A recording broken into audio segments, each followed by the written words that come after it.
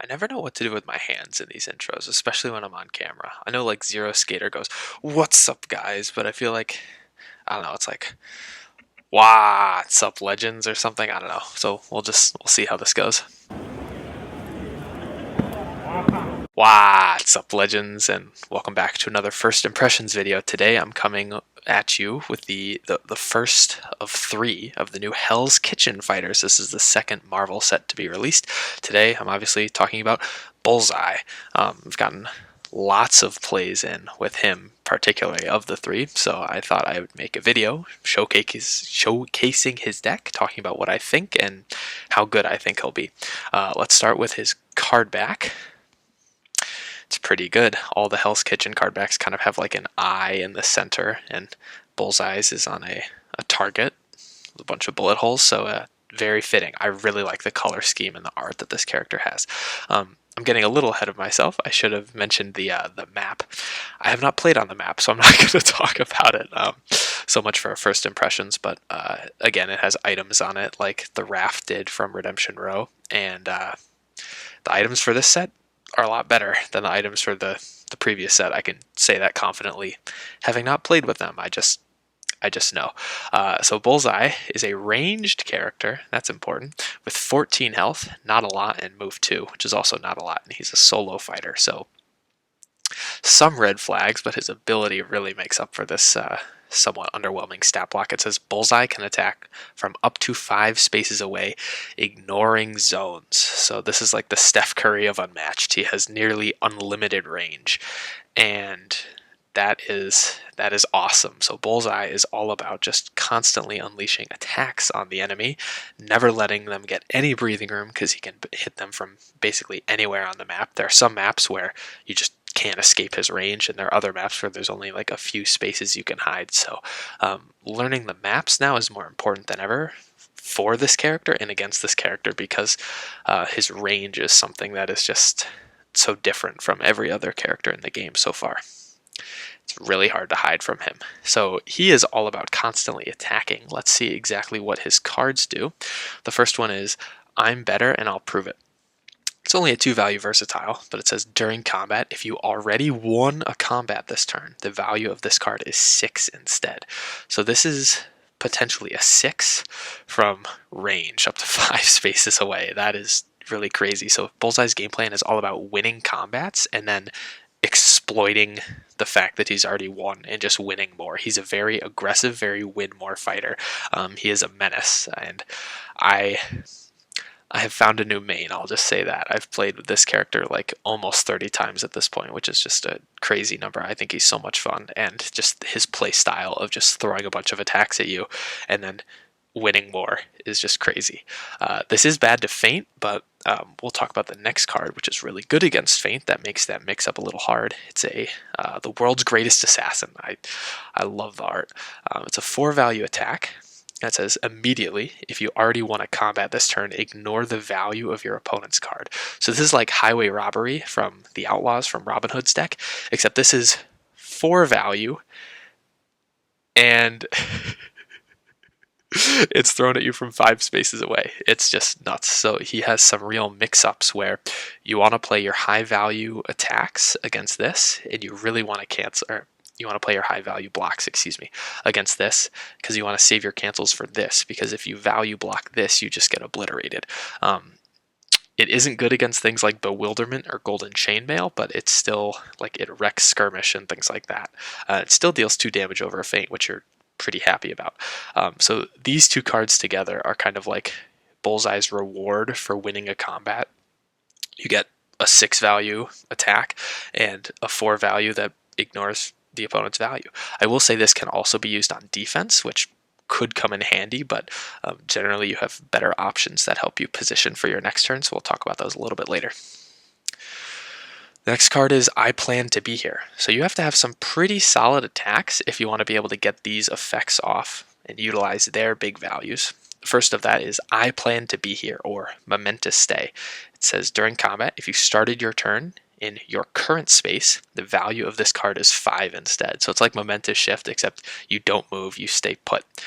The one thing is this is a 2-value attack, which means if it's canceled, you won't win the combat over a feint, which is important. We'll talk about some other cards that actually do that a little bit later, but this, again, is really good against some of the premium 4-value blocks in this game, like Skirmish. Pretty common card. One might think they would be safe throwing that out on their if you're attacking on your first action, but you could play something like this, which is a 5 and helps you win the combat. It's pretty much good against everything but feint, I think, which is why I tend to not like it, but I know people like Chad really like this card. You'll see Bullseye has a lot of high boost values. I generally plug this into boost cards, but that's just me. I'm definitely not playing optimally, but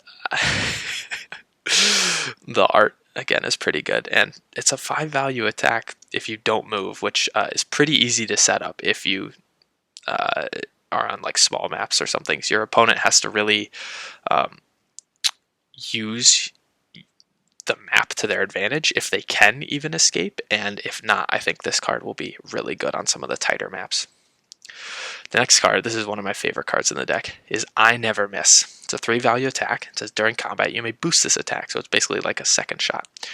And it says if you don't boost this attack, draw a card. So I love that you can get rewarded for boosting and you get rewarded for not boosting. It's better than a second shot, essentially. You have 10 3-boost cards in your deck, and you have 20 2-boost cards in your deck. So if you're boosting this is at a minimum another 5-value attack, which is really good for winning combats, for one, and also it's a 3-value card, like its base value, so this will win over a feint. So if your opponent wants to feint first action to maybe stop you from winning a combat, you can throw this out and still win the combat. Now they don't have a cancel for your other later attacks in the turn. The next card is Arrogant but Effective. This is another card that helps you win combat. It's just a 2-value versatile. It says, you are considered to have won this combat. Move Bullseye up to 2 spaces. So this is a pretty interesting interaction, especially with the timing of other cards. I think like if you attack with this and your opponent plays a Skirmish, they win the combat because they don't take any damage, so their Skirmish effect will trigger first if it's on defense, and then your after combat will trigger, and then you'll like be the replacement winner, I guess, from that point on, since the defender resolves first. Really interesting card. It does have a movement effect that is important for later, but so you have 3 copies of this, which is really good to sustain you from winning combats late in the game without necessarily value attacks. Should also mention you have 4 copies of this. That is just insane. So basically you have a package of cards that help you win combat, and then some cards that reward you for already having won a combat that turn. So it's all about, like, every turn is basically like a mini 2 or 3 card combo where you are playing some card that will help you win and some card that will help reward you for winning and win more. You only have 14 health. Your defense options are not super good, so I typically think you have to be very aggressive as this character and drain their health before they can drain yours. Another fun card is For My Next Trick. It's a 2-value attack. Probably not going to win. It says after combat, move Bullseye up to 1 space, draw 1 card, and gain 1 action. So it's kind of like a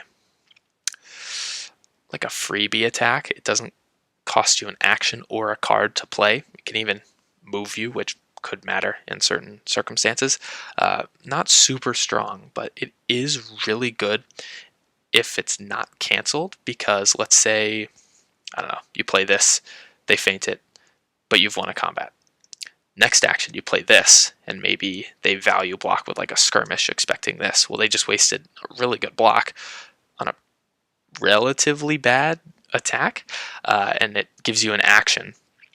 So then maybe on your third action, you play Speak 3 times. On your third action, you attack them with one of these 2 cards that they weren't necessarily expecting. It's a really good, like, I don't want to say like bait card, but it's essentially a regroup for your deck, except it gives you an action and it's thrown from range up to 5 spaces away. So it's more solid than it appears, but certainly not the strongest option you have, but definitely something good to throw in on turns. Definitely not the strongest option you have, but certainly a solid foundation of combo turns. The next card is Study the Target. This is probably the best card in your deck. This is my favorite. This is a close second, but this card is super strong. Study the Target is a scheme, the only scheme in your deck, and it says draw 2 cards. If you want to combat this turn, draw 1 additional card and gain 1 action.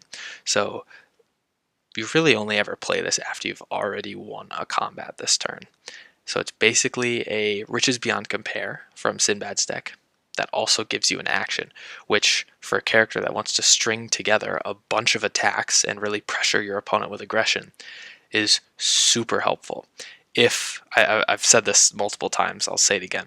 If the Raptors had 2 copies of Riches Beyond Compare in their deck instead of Coordinated Attack Pattern, I think they would be one of the best decks in the game.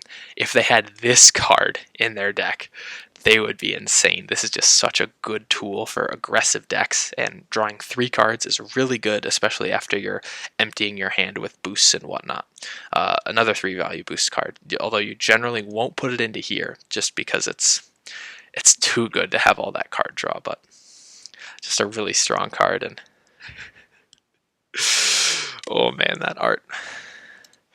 The next card is Ricochet. This is like a solid card, I guess. It's not my favorite. It's not super impactful, but it is useful against certain characters. It's just a 3 value versatile.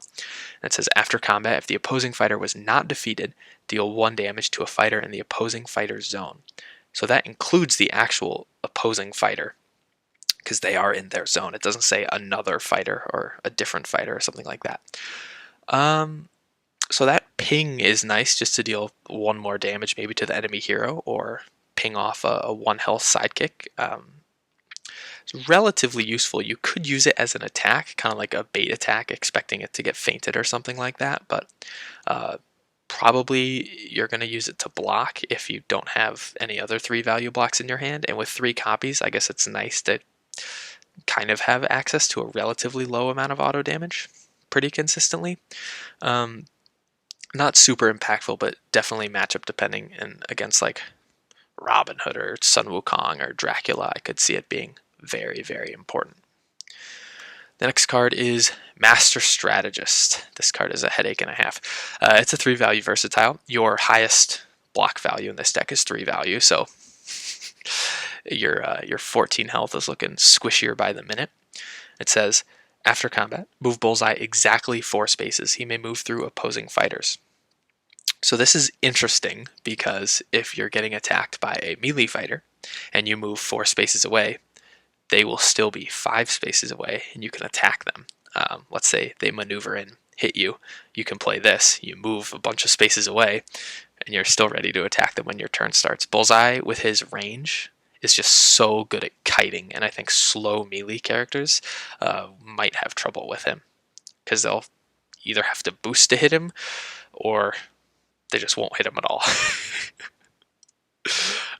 So exactly 4 spaces kind of is a weird thing to measure. I think it just means unique spaces. So you can't go like 1, 2, 3, 4 and just end up in the same space you started that action in. I think you need to actually like move 4 spaces, and it doesn't have to be like the net distance of 4. You could like do a loop and go like 1, 2, 3, 4 and end up adjacent to the space you started in. I just think it has to mean unique spaces, although this could be a tricky card to rule on, so I might be getting that wrong. Interesting card. You have 2 copies of it, which is important to note because your next card that has post-combat movement is a 3 copy card, and that is Tactical Retreat. It's your only blue card. Every other card besides your scheme can be used to attack with, which I think is very fitting for a very aggressive character. It says place Bullseye in a space that shares no zones with his current space. Very Tactical Retreat. You're not a coward or anything. You're just bravely and tactically running away. So this is interesting positional wise card. Positionally interesting card. So this card, and this card give you 8 total cards with post-combat move effects, which is really good for like combo characters that once they attack you, they can attack you multiple times with action gains or things like that. Someone like Yanenga or Bruce Lee, it's really good that you have, or the Raptors, it's really good that you have cards that help you break their attack chain and move away. And especially these 2 cards can help you get out of pins. I didn't mention this card can move you through opposing fighters, but that's important to note. So basically, Bullseye's going to hit you. He's going to get rewarded for hitting you. And then when you hit him, he's going to run away. All right, everyone. Sorry for the quick interruption. This is me from the future. You can see my hair, clothes, and lighting outside is different so that you know time has passed. I am coming to you from the editing booth because I made a mistake when I was talking about this card. In my head, I know how it works, but how I translated that with my voice through my words, it didn't make any sense. So we're going to talk about this card now from the future. So right between the eyes is a 3-value versatile that you have 2 copies of, and it says immediately. If you already want to combat this turn, your opponent discards 1 card. So interesting that the discard happens immediately and not like after combat or something like that. So on defense, it'll trigger before offensive cancels would. Why your opponent would use their cancels offensively beats me. But let's talk about why I don't like this card, surprisingly or not. So it requires you to have already won a combat this turn, which means there's one of 2 possibilities if you're trying to use this optimally. The first is that you're using it like World's Greatest Assassin or I'm Better and I'll Prove It, where they have triggers if you already want to combat, except these have like value or damage effects, and this is a discard. And generally, you care more about your enemy's health than how many cards they have in their hand, because you will be able to have hand advantage over them anyways, regardless of this like 2-copy discard that is their choice anyways.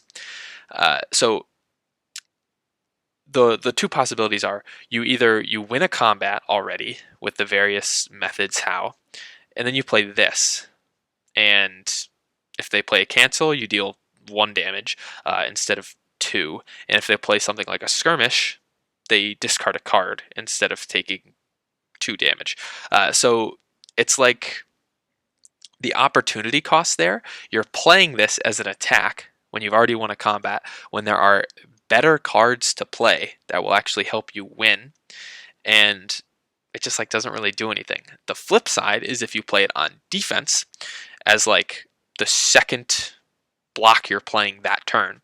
So well, for one, that requires you to get attacked twice in a turn, and you have 3, 5, 8 after combat movement effects that will basically guarantee that you don't get double attacked against a melee opponent. And against ranged opponents, Tactical Retreat and Master Strategist should get you out of their range. So if you're getting double attacked, or at least attacked more than once, you're probably doing something horribly wrong. And the other thing is, a lot of your other block cards are 3s.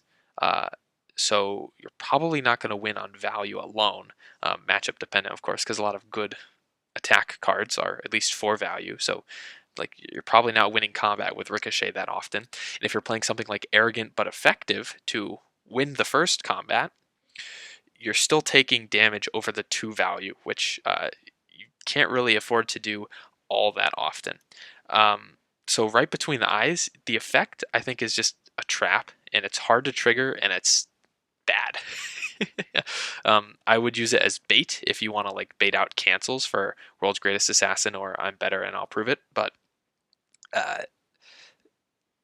usually it's not worth baiting because if your opponent has the feint, they'll play it, and I guess it's good to get it out of their hand. And if they don't have the feint, well, you could have just played another attack, and I think more often than not you want to play the what are the chances game and just go for broke because you're trying to be as aggressive as possible. So really, when I see this card, I see it as a blank 3 I'm using to block with if I don't have any other options, or a 3-value boost that I can plug into I Never Miss. So yeah, that's just my take. back to the present. Future, maybe. Who knows? Time is weird. And a construct. And lastly, you have Feint, but it's important to note that you only have 2 copies of Feint. So certain decks that rely on certain decks, did I say effects? Certain decks that rely on effects might have a good time against you because you can only cancel 2 of them. But generally, you want to play fast enough so that the effects decks like Sinbad or Little Red, things like that, don't have enough time to like play all their good effects and kill you because you're just killing them first. So overall, this character is just so much fun to me. I love combo characters like Bruce Lee and the Raptors, and this is just combos, more smaller combos, but on steroids. I've played a bunch of Bullseye against Mike, or Sidious256 from the Defender Resolves First podcast. He hates this card, and he hates this card. They're just so good. I think as Bullseye, you mulligan for the scheme. You don't even care what else you have in your opening hand, because if you have the scheme, you can just dig further into your deck and find all your combo pieces and hopefully just win quicker. So this character is so much fun to play. You hit them hard, you draw a bunch of cards, and you run away when you get hit. I don't think he'll be the most meta because while he does have some decent matchups into like the top tier fighters, dare I even say some of the big 3, he doesn't really do that well against like the mid tier characters. He has a select few good matchups, but I don't think he's going to be like a problem for the meta. I just think real people that put the time into like mastering him and knowing how to play in certain matchups, because you can play really fast like I do. You can also like play a little bit slower and just be a little bit more patient with your combos and things like that.